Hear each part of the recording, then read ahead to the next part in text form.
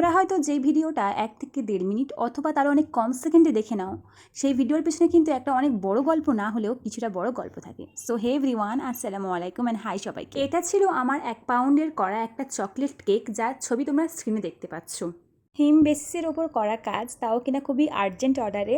মানে ধরো আজকে সন্ধ্যাতে আমাকে অর্ডার দেওয়া হয়েছে, তার নেক্সট দিন লাগবে কেকটা। আর এদিকে আমার শরীরটাও খুবই খারাপ ছিল, তার সত্ত্বেও আমি অর্ডারটা নিতে রাজি হয়েছিলাম। রিজন একটাই, থিমটা আমার ফানি মনে হয়েছিল। আবার যেই থিমের উপর আমার কাজ করতে দেওয়া হয়েছিল সেই সমস্ত জিনিসও আমার কাছে ছিল না। আমার জোগাড়ু বুদ্ধি দিয়ে সেই সমস্ত জোগাড় করলাম। তবে হ্যাঁ, আমি অবশ্যই আমার কাস্টমারের সাথে কথা বলে নিয়েছিলাম যে আমি এইভাবে কাজটা করব, তাতে কোনো প্রবলেম নেই তো। এই সমস্ত প্রবলেমের সলিউশন হতে না হতে পড়লাম বড় প্রবলেম, সেটা হলো আমার ক্রিম কোনোভাবে স্টিফ হতে চাইছিল না, যার কারণে আমি সম্পূর্ণ ভিডিওটাও দিতে পারলাম না। আমি জানি না এই প্রবলেমটা এখন কার কার সাথে হচ্ছে, তবে অলরেডি আমার সাথে দুবার হয়ে গেল।